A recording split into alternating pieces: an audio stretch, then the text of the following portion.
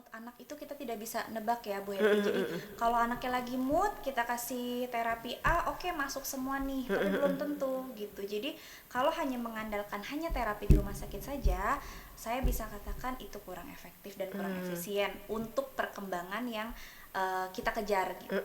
Nah, apa yang harus dilakukan orang tua di rumah itu mengerjakan yang namanya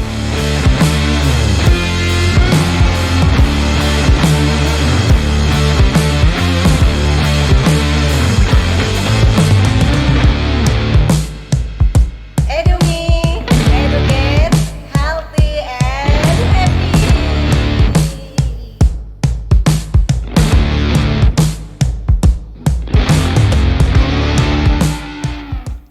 Assalamualaikum warahmatullahi wabarakatuh. Tabi pun, jumpa lagi di Edumi Podcast, edukasi mingguan RSUD Jenderal Ahmad Yani Kota Metro dalam edisi podcast. Bersama saya, Happy Desi Eltasari, Kepala Instalasi Promosi Kesehatan RSUD Jenderal Ahmad Yani Kota Metro. Sebagaimana janji Edumi bahwa kita akan menghadirkan 16 profesi dari Komite Tenaga Kesehatan lain dan salah satunya kita hadirkan pada hari ini, yaitu profesi okupasi terapi. Saat ini layanan okupasi terapi hanya terdapat di RSUD Jenderal Ahmad Yani Kota Metro. Bersama kita telah hadir tamu cantik kita hari ini, profesional okupasi terapi yaitu Meida Tias Kinasi STROT atau Sarjana Terapan Okupasi Terapi. Panjang banget nih namanya sahabat Edumi. Gimana kita manggilnya? Mbak Mei aja. Oh, Mbak Mei. Oke, Mbak Tapi Mei. kalau anak-anak biasa manggil Miss Mei. Oh, Miss Mei. Miss Mei. Gitu, lahir di bulan Mei ya. Betul. Oke, Mbak Mei, selamat pagi. Terima kasih sudah hadir di acara podcast Edumi kita hari ini. Kita akan mengupas tentang okupasi terapi yang menjadi salah satu bagian dari rehabilitasi medik di RSUD Jenderal Ahmad Yani Kota Metro ini, di mana di rehab medik itu ada 3 profesi ya saat ini ya. Fisioterapi, kemudian terapi wicara dan okupasi terapi. Oke. Nah, okupasi terapi itu seperti apa sih sebenarnya, Mbak Mei? Jadi okupasi terapi itu termasuk dalam pelayanan kesehatan. Jadi kalau untuk tenaga kesehatannya itu kita masuk di komite tenaga kesehatan lain, non medis kita ya. Jadi bentuk pelayanan itu adalah memberikan terapi kepada anak-anak ataupun masyarakat yang membutuhkan dengan kondisi disabilitas tertentu dan juga dengan kondisi terlambatan tumbuh kembang khususnya pada anak-anak seperti itu. Dan pelayanannya dalam bentuk apa? Jadi pelayanannya itu dalam bentuk terapi aktivitas yang bermakna dengan tujuan tertentu yang akan dicapai oleh individu-individu yang mengalami hambatan-hambatan tertentu. Tadi kan disampaikan pelayanan tumbuh kembang terhadap anak-anak. Spesifikasi pelayanan terhadap anak-anak ini terkait okupasi terapi itu seperti apa saja sih kasusnya yang bisa dilayani? Okupasi itu kan artinya aktivitas. Cara kata ya, kalau kita artikan dari okupasi itu aktivitas, terapi. Jadi terapinya itu dalam bentuk aktivitas yang bermakna yang kita berikan sesuai dengan gangguan-gangguan yang ada pada anak ataupun dewasa. Jadi kalau di Rumah Sakit Ahmad Yani kita itu melayani tumbuh kembang anak dan juga kasus dewasa. Seperti itu. Nah, kalau untuk kasus anak tersendiri itu kita menangani ke beberapa kasus seperti anak autism, gangguan tumbuh kembang, Down syndrome, cerebral palsy. Berapa lamakah mereka harus melakukan terapi di rumah sakit? Kalau untuk durasi frekuensinya berapa lama itu kita melihat lagi seberapa parah kondisi kasus anak ini, apakah kategori ringan, berat atau sangat berat. Itu nanti yang akan mempengaruhi proses perjalanan terapinya akan seberapa lama. Terus kemudian selain kondisinya itu tadi, itu juga yang kedua itu kita lihat seberapa konsisten anak ini menjalankan program terapi. Dan yang gak kalah penting yang ketiga itu bagaimana pola asuh di rumah bersama orang tua maupun keluarga yang ada di rumah. Jadi kalau untuk berapa lama ya kira-kira anak ini akan terapi, karena yang kita tangani ini kan bukan sebuah penyakit ya. Kalau sebuah penyakit mereka bisa ada obat dan mereka sudah ada nih rentang waktunya untuk minum obatnya sekian bulan nanti penyakitnya akan sembuh misalkan. Tapi kalau untuk tumbuh kembang, semakin anak itu usia bertumbuh, perkembangannya akan meningkat juga, tugas perkembangan itu akan berubah. Jadi anak usia 2 tahun itu harusnya sudah mulai bisa mengoceh, berbicara. Nanti next step usia 3 tahun harus sudah bisa merangkai kata seperti itu. Jadi kalau untuk berapa lamanya itu sangat banyak faktor yang mempengaruhi. Oh Kita ya. tidak bisa merumuskan, oh satu anak ini cukup hanya 1 tahun nih terapinya, itu tidak bisa.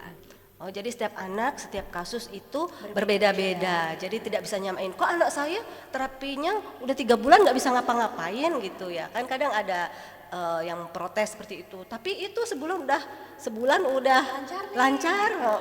Apa dibedakan sih gitu? Enggak, tidak seperti itu. Tapi sesuai dengan kasusnya masing-masing. Betul. Nah, untuk menentukan bahwa seorang anak tuh membutuhkan terapi okupasi A atau B itu dari mana?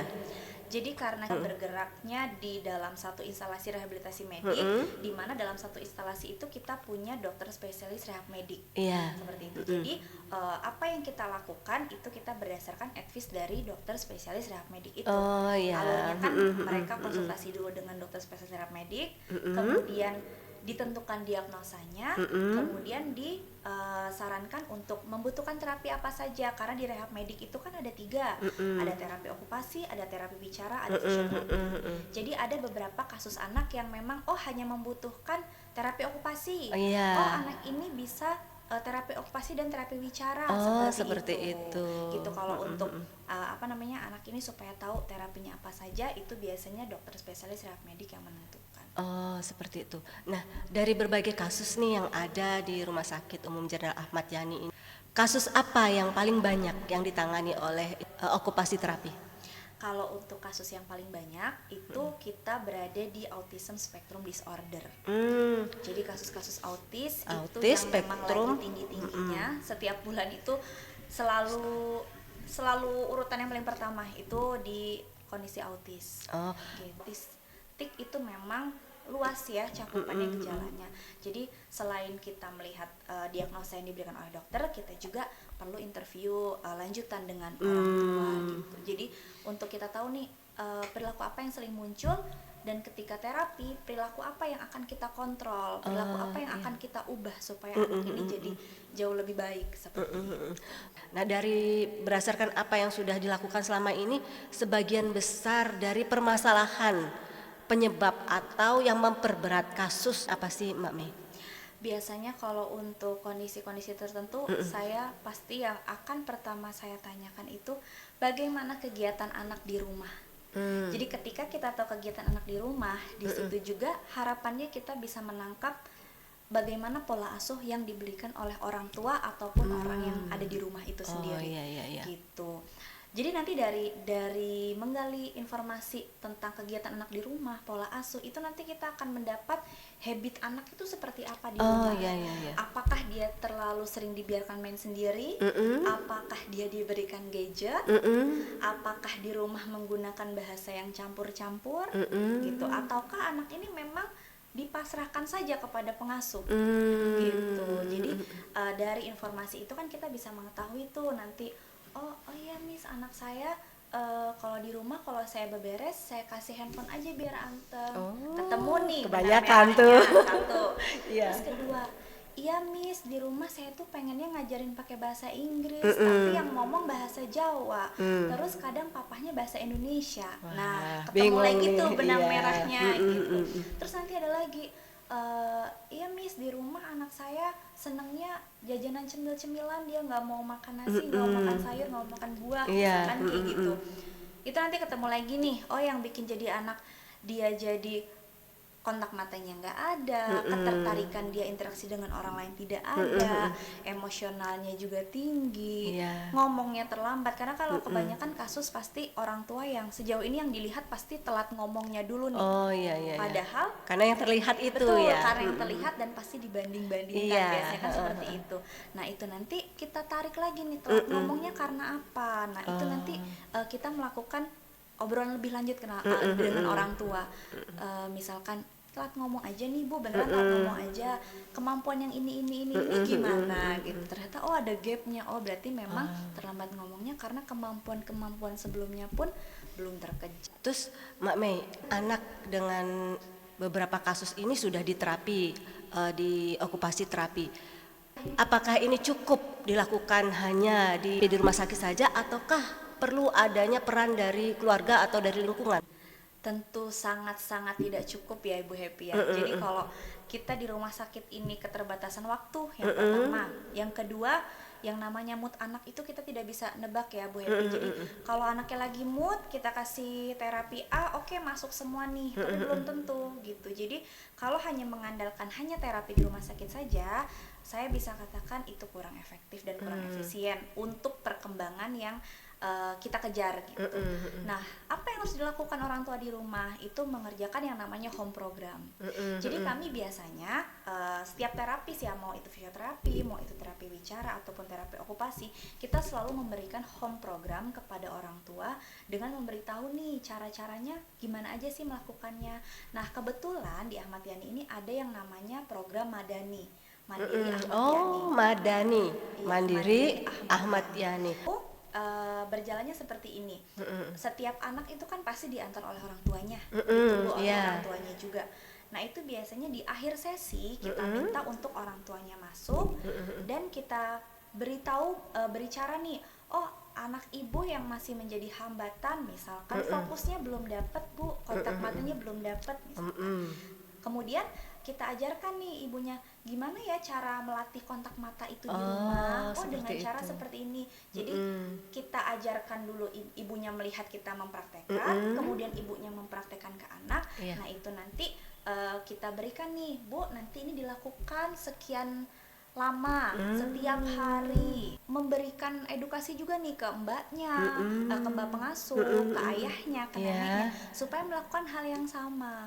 Karena kan kita di rumah sakit ambil waktu saja 1 jam hanya di rumah sakit, sisanya 23 jam di rumah Ada bersama di rumah, orang tua. iya betul. Jadi akan lebih efektif jika home program itu juga dilakukan di rumah. Wah, keren sekali ya. Jadi peran dari orang tua dan keluarga itu sangat besar ya.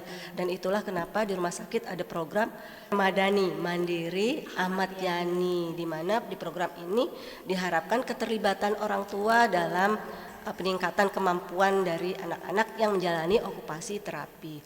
Oke, keren sekali sahabat Edumi, bahwa tumbuh kembang itu sangat berkaitan dengan peran keluarga dan peran lingkungan di rumah. Sebenarnya deteksi dini untuk tumbuh kembang ini sudah ada di Posyandu, yaitu di buku KMS. Di situ sudah disebutkan di usia berapa anak harus bisa apa. Nah, saat anak belum bisa melakukan hal itu, berarti ini harus hati-hati ya.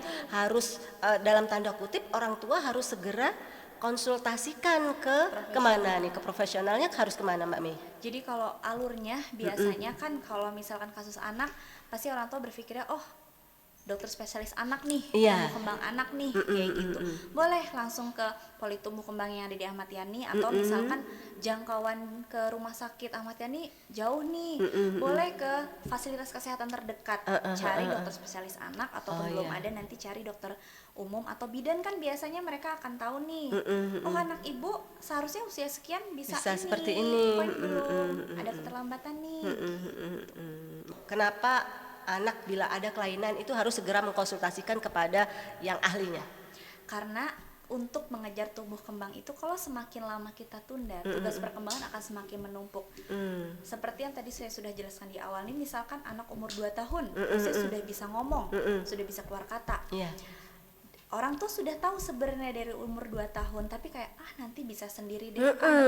Seringkali seperti itu. Budaya memang masih seperti itu, apalagi kalau untuk orang-orang yang jauh dari fasilitas kesehatan seperti di kota metro ini ya, itu pasti masih menunggu nanti dia bisa sendiri, sedangkan dari 2 tahun ke 3 tahun itu sudah beda tugas perkembangannya, 3 tahun ke 4 tahun sudah berbeda lagi. Jadi memang harus benar-benar waspada, sahabat Edumi, harus benar-benar waspada. Pahami, lihat di buku KMS apakah anak-anak sudah melalui tahap perkembangan. Kalau belum, segera konsultasikan kepada ahlinya. Kadang-kadang gini Mbak Mei, saya pernah mendengar belum bisa ngomong, disabet aja sama sapu lidi misalnya, seperti itu ya. Kepercayaan itu nggak benar ya.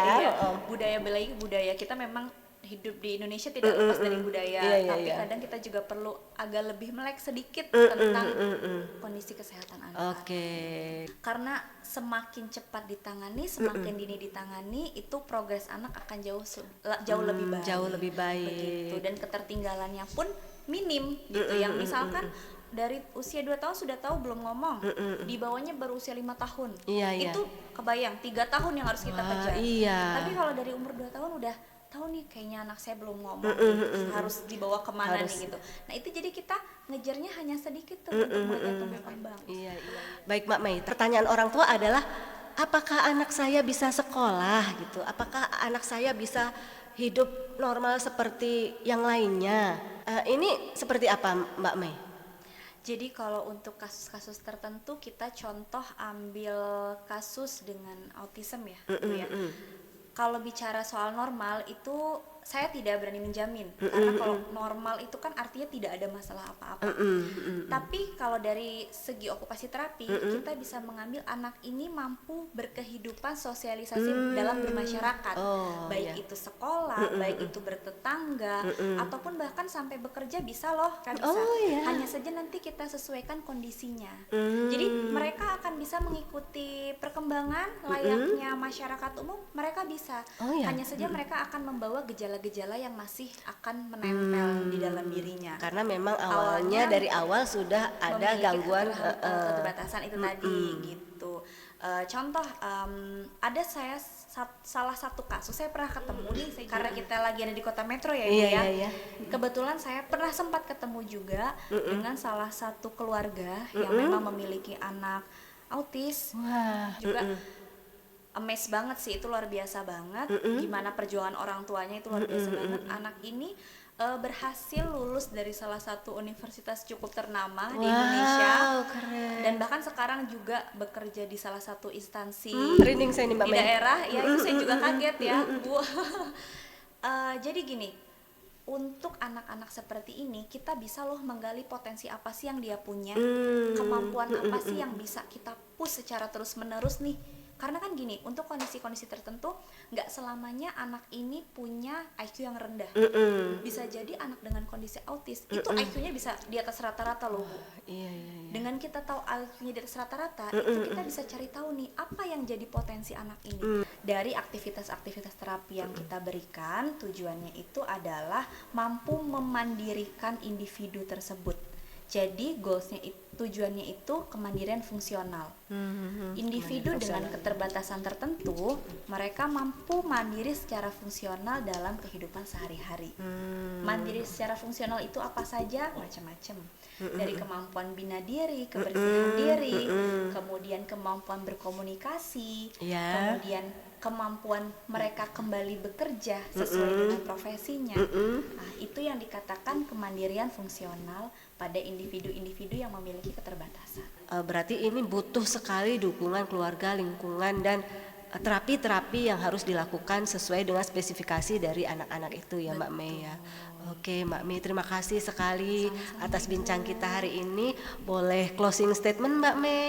Jadi pesannya untuk orang tua yang ada di seluruh Indonesia, jika menemukan atau merasa anak ini ada keterlambatan tumbuh kembang, segera pergi ke profesional atau ke dokter untuk asesmen lebih lanjut. Semakin dini ditangani kasus tumbuh kembang anak, akan semakin cepat proses perkembangannya. Dan juga tidak lupa didukung dengan konsistensi terapi, motivasi dari keluarga, serta support dari lingkungan sekitar. Berikan yang terbaik untuk anak kita supaya tumbuh kembangnya bisa jauh lebih baik, sehingga anak kedepannya mampu bersosialisasi, berkehidupan, bermasyarakat dengan baik, dan mampu mencapai target yang akan ditempuhnya dari segi pendidikan maupun pekerjaan. Terima kasih Bu Happy atas kesempatannya. Saya diberikan kesempatan untuk menjelaskan apa itu okupasi terapi. Semoga membantu untuk menambah wawasan kepada orang tua semua terkait tentang okupasi terapi. See you. Terima kasih sahabat Edumi. Demikian tadi bincang kita tentang okupasi terapi di RSUD Jenderal Ahmad Yani Kota Metro. Kita akan jumpa lagi dengan tema-tema yang menarik lainnya terkait pelayanan dan edukasi di Rumah Sakit Umum Jenderal Ahmad Yani Kota Metro. Edumi, educate, healthy and happy. Assalamualaikum warahmatullahi wabarakatuh.